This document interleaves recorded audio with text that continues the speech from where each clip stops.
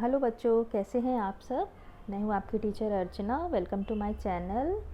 और चलिए आज हम थोड़ा ज्योमेट्री पढ़ते हैं। और ज्योमेट्री में जो मैंने आज टॉपिक लिया है वो है टाइप्स ऑफ एंगल्स। तो चलिए स्टार्ट करते हैं।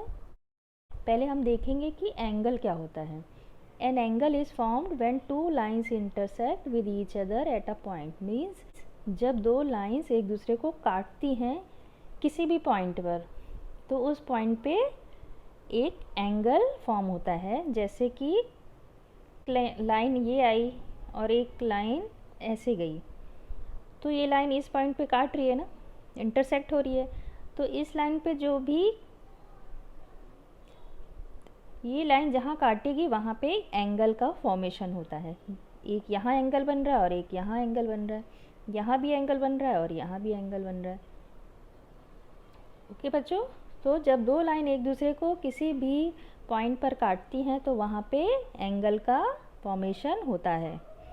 और अब देखते हैं कि कितने टाइप के एंगल्स होते हैं। एंगल्स होते हैं right angle, acute angle, obtuse angle, straight angle, reflex angle और कंप्लीट एंगल्स। ये 6 टाइप के एंगल्स होते हैं जो आप अभी अपने कोर्स में पढ़ेंगे बच्चों। और ये एंगल होते हैं मेज़रमेंट के बेसिस पे, ठीक है। मतलब उनको वो किस डिग्री किस एंगल पे वो बन रहे हैं उनके हिसाब से ये 6 कैटेगरी है। तो चलिए देखते हैं पहले कि राइट एंगल क्या होता है। An angle which measures exactly 90 degree is called a right angle.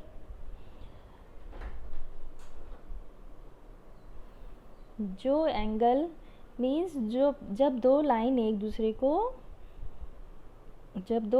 दूसरे को ऐसे काटती हैं परपेंडिकुलर, मतलब एक लाइन ऐसे है और एक एग्जैक्ट स्ट्रेट है, इसको बोलते हैं परपेंडिकुलर। तो जब दो लाइन परपेंडिकुलर होती है एक दूसरे की तो वो कौन सा एंगल बनाती है, 90 डिग्री का एक दूसरे से। और ये 90 डिग्री को क्या बोला जाता है, राइट एंगल।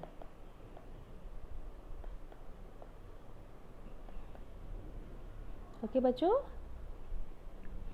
जब 90 डिग्री का एंगल होता है तो उसको बोलते हैं राइट एंगल। नेक्स्ट एंगल होता है एक्यूट एंगल। एक्यूट एंगल क्या होता है, an angle which measures less than 90 degree is called an acute angle. Means जो एंगल 90 डिग्री से कम हो, मीन्स 90 डिग्री ऐसे बनता है, ऐसे और ऐसे, और ये 90 डिग्री से कम है, ये है 45 डिग्री, तो ये एंगल क्या होगा, एक्यूट एंगल। ओके बच्चों, नेक्स्ट होता है ऑब्ट्यूस एंगल। ऑब्ट्यूस एंगल जो होता है बच्चों वो मेज़र करता है 90 डिग्री से ज़्यादा और 180 डिग्री से कम। ये एक 90 डिग्री हुआ यहाँ पे और ऐसे स्ट्रेट, और ये क्या है 90 डिग्री से ज़्यादा है, इधर 90 डिग्री है और ये 90 डिग्री से ज़्यादा है ना, मगर 180 डिग्री जो है उससे कम है। तो ऐसे एंगल को क्या बोलते हैं, ऑब्ट्यूस एंगल। चलिए अब आगे देखते हैं कौन सा एंगल है। नेक्स्ट है स्ट्रेट एंगल। स्ट्रेट एंगल क्या होता है, the angle which measures exactly 180 degree is called a straight angle. जो एंगल एक लाइन पे बनता है, मीन्स एक लाइन पे अगर हम कुछ पॉइंट ले ले तो उसके चारों तरफ मीन्स ऊपर की साइड जो भी एंगल बनेगा वो होता है 180 डिग्री, और इस एंगल को क्या बोला जाता है, स्ट्रेट एंगल। चाहे ये ऐसे बने चाहे ऐसे बने, ये दोनों एंगल क्या होंगे, 180 डिग्री और स्ट्रेट एंगल। नेक्स्ट एंगल है बच्चों वो है रिफ्लेक्स एंगल। रिफ्लेक्स एंगल क्या होता है, the angle which measures greater than 180 degree and less than 360 degree. Okay, means जो एंगल 180 डिग्री से ज़्यादा हो, मीन्स ये 180 डिग्री हुआ और ये 180 डिग्री से ज़्यादा है, तो 180 डिग्री से ज़्यादा हो मगर 360 के पूरा हुआ ना, पूरा होल, तो इससे कम हो, वो एंगल क्या होता है, रिफ्लेक्स एंगल। मीन्स कि जैसे कि ये होता है 180 डिग्री और ये पूरा होता है 360 डिग्री, तो इससे कम हो मीन्स यहाँ से स्टार्ट होके ऐसे हो, तो ये एंगल क्या हो गया, ये जो एंगल बना पूरा ये वाला, ये जो एंगल बन रहा है पूरा ये होगा रिफ्लेक्स एंगल। ओके बच्चों, मीन्स ये पूरा एंगल रिफ्लेक्स एंगल हुआ। नेक्स्ट है हमारा कंप्लीट एंगल। कंप्लीट एंगल क्या होता है बच्चों, कंप्लीट एंगल मीन्स कि जो एंगल एग्जैक्टली 360 डिग्री जो है वो मेज़र करे। मीन्स ये एक लाइन है, ये पॉइंट एक लिया हमने, इस पॉइंट के चारों तरफ जो एंगल बनता है बच्चों वो होता है 360 डिग्री। जैसे आपने सर्कल में देखा होगा कि सर्कल में जो सेंटर पे जो बनता है एंगल वो होता है 360 डिग्री, तो उस एंगल को क्या बोलते हैं, कंप्लीट एंगल। ओके बच्चों, तो बच्चों ये आपने जो 6 एंगल्स पढ़े ये तो 4th 5th क्लास तक के कोर्स में होते हैं, बट आप थोड़े हायर क्लासेस में जाते हैं लाइक 8th 9th में, तो आपको थोड़े एंगल के टर्म्स और जो हैं वो पढ़ने पड़ते हैं। तो मैं वो थोड़ा आपको बताती हूँ, जैसे कि कॉम्प्लीमेंट्री एंड सप्लीमेंट्री एंगल्स क्या होते हैं। अब देखते हैं कि कॉम्प्लीमेंट्री एंगल्स क्या होते हैं। तो if there are 2 angles and they add up to 90 degree then they both will be known as complementary angles.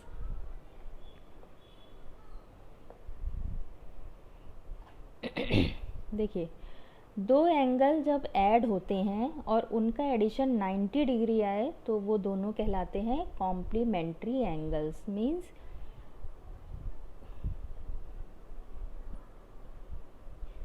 ये एक एंगल ये है, एक एंगल ये है।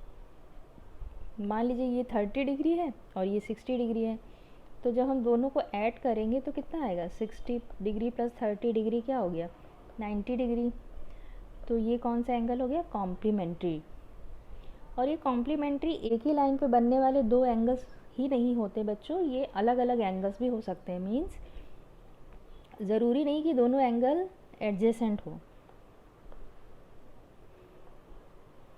जैसे एक एंगल ये बन गया 45 डिग्री और एक नेक्स्ट लाइन पे ये एंगल बन गया 45 डिग्री, तो उनका एडिशन क्या आया, 90 डिग्री। तो ये दोनों एंगल भी कॉम्प्लीमेंट्री एंगल माने जाएंगे। ज़रूरी नहीं है कि वो एडजेसेंट हो, वो अलग अलग भी हो सकते हैं।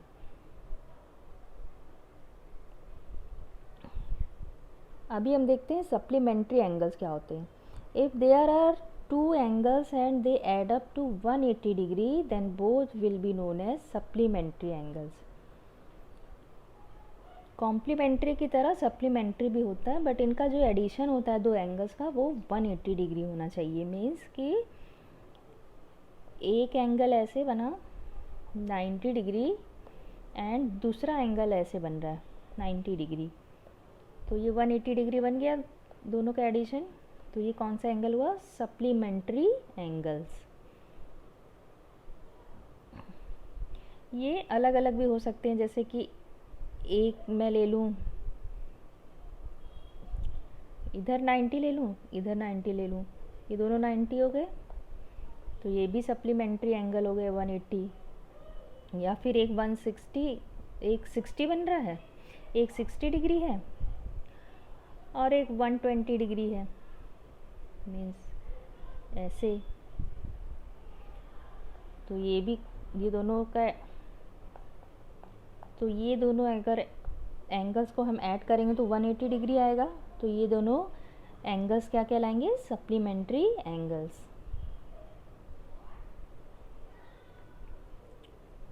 अब बच्चों सप्लीमेंट्री एंगल्स होते हैं वो उनमें बहुत सारे टर्म्स यूज़ किए जाते हैं, लाइक वो बहुत टाइप्स के होते हैं। तो अभी मैं आपको वर्टिकल और करस्पॉन्डिंग एंगल्स ही बता रही हूँ। तो वर्टिकल एंगल्स जो होते हैं वो होते हैं angles which have a common vertex and the sides of the angle are formed by the same lines are known as vertical angles. अब देखिए क्या है, जैसे एक लाइन है बच्चों और उसको दूसरी लाइन ने इंटरसेक्ट किया, तो एक एंगल बना इधर ए और एक एंगल इधर बना बी।